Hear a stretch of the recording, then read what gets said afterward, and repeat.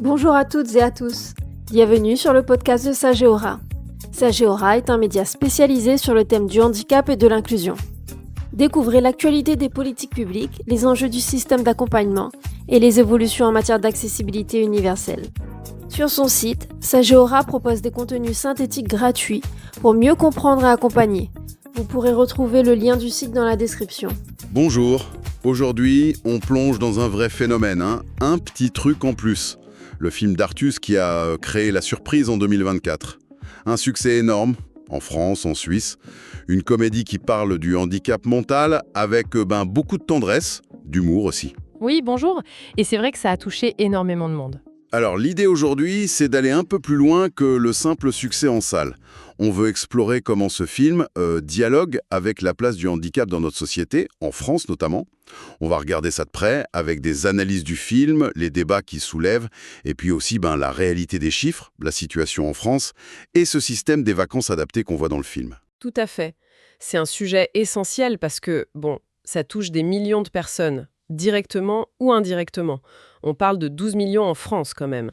Et ça pose des questions cruciales sur l'inclusion, sur la façon dont on regarde la différence, quoi. Alors, pour ceux qui n'auraient pas vu le film, le pitch de départ est assez cocasse.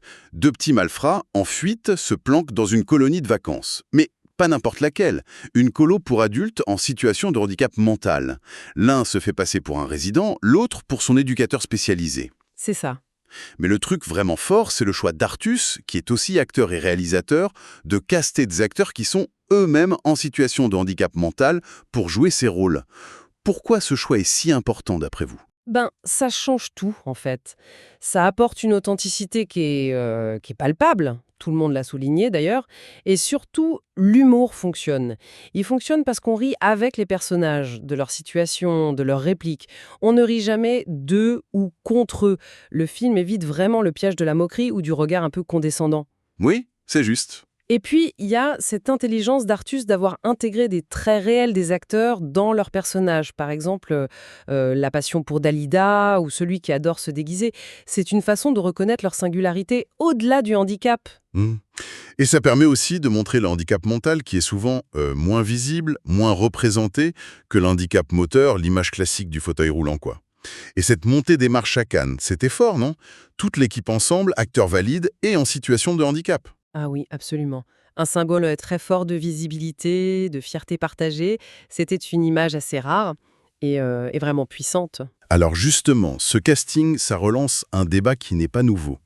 Est-ce que les rôles de personnages handicapés doivent forcément être joués par des acteurs handicapés ? Quels sont un peu les arguments des deux côtés ? C'est une question, oui, complexe. D'un côté, il y a ceux qui défendent l'authenticité, bien sûr. Et puis l'idée d'offrir des opportunités à des acteurs qui sont souvent mis de côté. La légitimité de raconter sa propre expérience aussi. De l'autre côté, certains mettent en avant la liberté de l'artiste, le principe même du métier d'acteur qui est de jouer quelqu'un d'autre, ou alors des arguments plus pragmatiques, de production, la difficulté de trouver le bon acteur, le besoin d'avoir une star pour monter un film. C'est pas simple comme débat. D'accord. Et tout ça, ça s'inscrit dans une critique plus large qu'on appelle le validisme. Vous pouvez nous expliquer un peu ce terme ? Oui, le validisme, en gros, c'est ce système de pensée, qui est souvent inconscient d'ailleurs, qui considère la personne valide, sans handicap physique ou mental visible, comme la norme. Et du coup, la société est organisée par et pour cette norme. Ce qui crée automatiquement des barrières, des obstacles systémiques pour tous ceux qui n'entrent pas dans cette norme. Je vois. Et avec des œuvres qui parlent de handicap, il y a aussi ce risque de tomber dans ce qu'on appelle l'inspiration porn. C'est un peu cru comme terme, mais... Oui. L'idée, c'est d'utiliser le handicap surtout pour susciter une émotion facile chez les personnes valides, pour les inspirer ou les rassurer sur leur propre sort, plutôt que de montrer une expérience humaine avec toute sa complexité, ses joies, ses difficultés. Et justement, on a l'impression que le film d'Artus évite ça, en misant sur l'humour, sur l'humain, sur des ressorts universels finalement. Exactement. Le film est plutôt salué pour ça. Mais il ne faut pas que l'arbre cache la forêt. Cet élan de sympathie est formidable, mais il contraste quand même pas mal avec la réalité sur le terrain. Parce que malgré les lois, comme la loi de 2005 sur l'égalité des droits et des chances, la France est souvent pointée du doigt, même par l'Union européenne, pour ses retards, ses manquements. Ah oui, concrètement, ça coince où principalement? Un peu partout, malheureusement.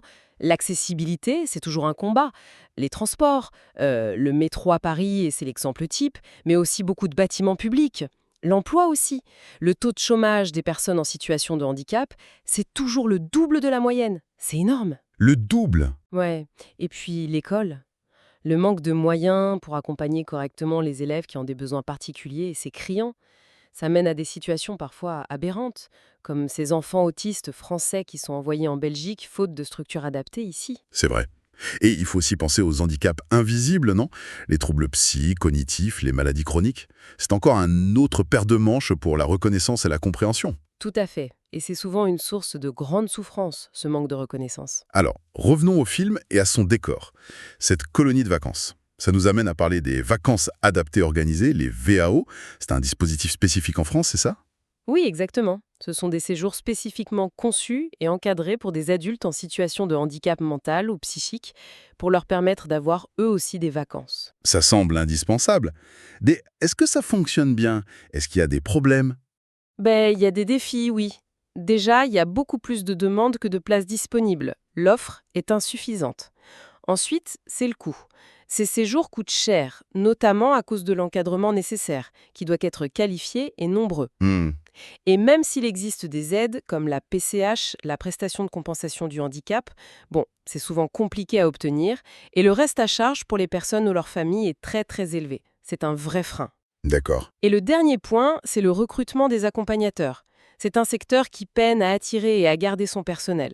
Les conditions ne sont pas toujours faciles, les contrats sont souvent précaires, type contrat d'engagement éducatif, alors que ça demande de vraies compétences, un vrai savoir-être. Ok, donc on voit le tableau. D'un côté, un film comme Un petit truc en plus, qui fait un bien fou, qui ouvre les cœurs, qui change peut-être un peu les regards. Et de l'autre, une réalité sociale, structurelle, qui reste très compliquée pour les personnes en situation de handicap en France. Le fameux validisme dont on parlait, qui explique pas mal de ces blocages systémiques. C'est exactement ça. Le film est une bouffée d'air frais, une belle lumière. Mais il ne faut pas oublier les ombres derrière. Et ça nous amène peut-être à une question pour conclure ou pour réfléchir. Au-delà d'une meilleure représentation qui est nécessaire dans les médias, la culture, comment on passe concrètement d'une société qui au mieux tolère ou intègre le handicap à une société qui serait pensée dès le départ pour l'inclusion de tout le monde? Hmm. Comment on fait pour que l'inclusion ne soit pas un ajout, mais la base? Quelles sont nos responsabilités à tous, collectivement, individuellement, pour faire tomber ces barrières, les visibles comme les invisibles? C'est la vraie question, je crois. Si le podcast vous a plu, abonnez-vous et partagez-le. Sur son site, Sageora propose des contenus synthétiques gratuits pour mieux comprendre et accompagner. Vous pourrez retrouver le lien du site dans la description.